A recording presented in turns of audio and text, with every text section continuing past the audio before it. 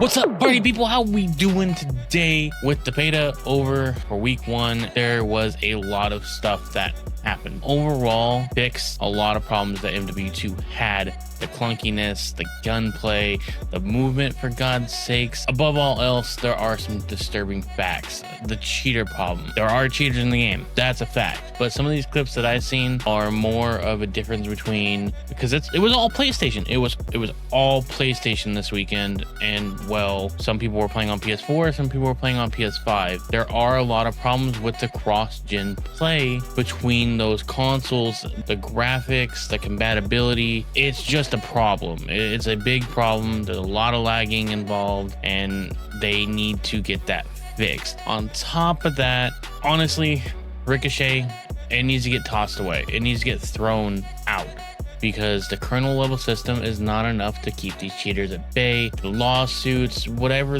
you know, Activision wants to throw at people, it does not stop the cheater problem. Now, all games have cheater problems. That's just a fact in this day and age, is that people don't want to get better. They just want to wreck people. That's it.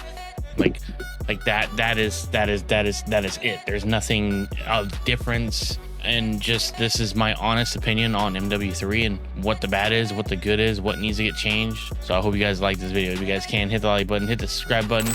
So first off, we got the bad. Now, we essentially get a $70 DLC because it's literally MW 2019 with MW2's engine.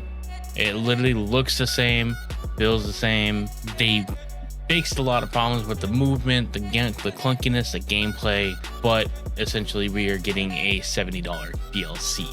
Now that sucks, but people are still gonna pay for that because it's, well, Call of Duty. They want to play something that's gonna be fun, that feels fun, but it's gonna fall into, we're gonna play it for 2 months and then we're gonna hate it all over again, because that's the gameplay loop for us. It's the same thing over and over and over and over again. Another thing is that it's super hard to distinguish enemies from friendlies. I know a couple times I shot at my friendlies.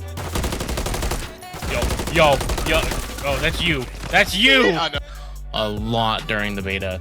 It was really hard to see. The names are really small. There's no triangles like MW2. I think that needs to come back, as the squares need, the diamonds need to come back and stay on top of the players to figure out what's who and who's what. Also, audio is still bad. I don't know what's going on with these AAA titles and their sound engineering teams, but man, does it just feel like super lazy when it comes to audio engineering. These guys get paid billions of dollars to do audio engineering.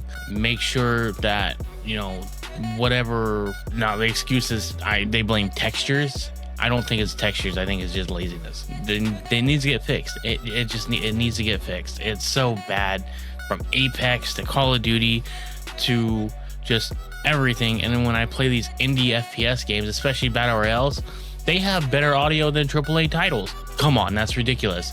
That is really ridiculous. We're either putting way too much in this game and the textures are really fucking it up like they're saying they are, or sound engineers are just lazy. We got to figure it out, because man, the amount of times I die to audio is just dumb. It is dumb. Now, I may just be a bad player. Don't get me wrong. I know I'm not no god tier player, top 250, but Jesus Christ, I hear a lot of complaints on audio. It's not fun when you're just dying to audio. It sucks. I know it's a beta. Servers are gonna suck, but the servers did not hold people. There was a lot of dev errors on console. How many years have you guys been doing servers, maintenance, doing other things, and you guys still can't get it correctly done? Okay, now we got the good. The breacher drone is a lot of fun. Now, it takes a long time to pull it out and throw it, but honestly, suicide bombing was the best thing.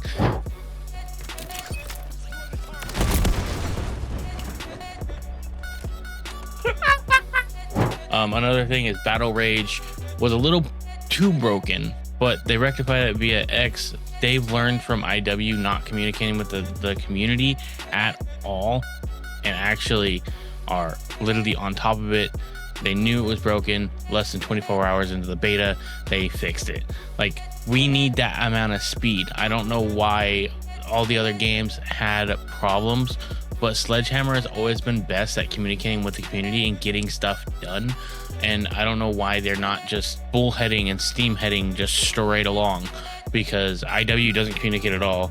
Treyarch communicated but didn't do anything, and Sledgehammer is just doing both. That's why I'm really liking that they're separating stuff. We have Treyarch doing their strong suit, which is zombies. We have Sledgehammer doing their strength, it's multiplayer and Warzone, and we have IW back in their story mode roles where everything should be. And I think this should keep going the way they're doing it and let Sledgehammer handle the multiplayer, because they can actually get stuff done. That's what we need.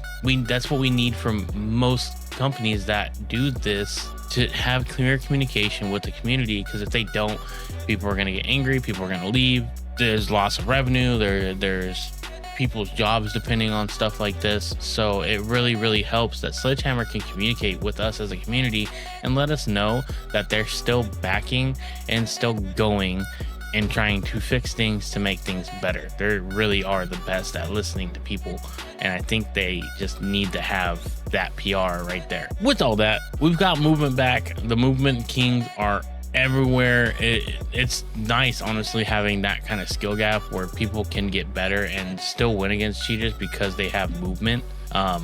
Another thing, just having the arcade movement, giving us faster gameplay in more stable guns, because God, my old eyes could not keep up with MW2 stupid ass gun smoke, no pattern, recoil pattern. I don't know why they thought that was going to be a good idea, having no pattern as a recoil, always being random so you can miss your shots. I think that's a really bad thing to have on a shooter, because most shooters have a recoil pattern. You learn it, you get better at it, you get better at the game. Perks are now equipment. It makes sense. It makes sense that it is equipment rather than perks, being like gloves, boots, plating, vest, stuff like that. I think is a very smart move, and that's now our perk system. And honestly, I love that. It was a lot of fun learning what you could do with the perks, what the vest did with the gloves. You wear a different vest, you lost a piece of equipment, and then you only had gloves and boots and stuff like that. So it was really fun to mess around like that, get some gameplay in, and just kind of work the system on how to do stuff. The maps are very colorful. It was very nice. It wasn't grayed out MW2 Modern Warfare 2019 Cold War white gray colors. Most of the maps were actually colored. It looked good, it felt good. It was a lot of work. Now we are getting 16 maps on launch, but they're all redone maps. They're already previously been in a Call of Duty title. Not having new maps in this is why it feels like a DLC of MW2, and they're just rectifying and fixing MW2 and reselling it just so they can make money for another year. No, it doesn't look good by doing a reskin, resell. People are still gonna buy it, yes, but at the same time, people are gonna be angry and talking about it, saying it over and over again.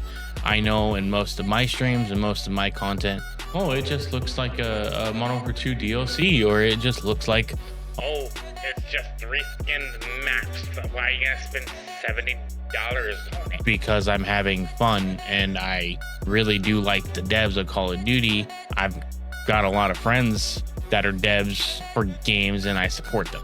That's just me. I'm gonna pay the $70 to play games and create content for you guys, because, well, you're gonna watch it and like it, dislike it, have comments. That's the whole thing about being a content creator, is getting these comments, these likes, these dislikes, what they like, what they don't. It's just our loop. Now map voting is back. Honestly, map voting is awesome. I like it, but when you want to play a certain map and you can't, it just sucks. I think I played Estate maybe once or twice in an 8-hour span of gameplay. That sucked. I really wanted to play Estate. I actually really like Estate just because it's very more vast and wide open compared to Rust and the other maps, honestly. Well, that's just my take on MW3. Let me know in the comments below if I missed anything, what you guys think about on MW3, if you're gonna buy it, if you're not gonna buy it. Other than that, if you guys can, hit that like button, hit the subscribe button. Let me know how I'm doing. I'll see you guys in the next.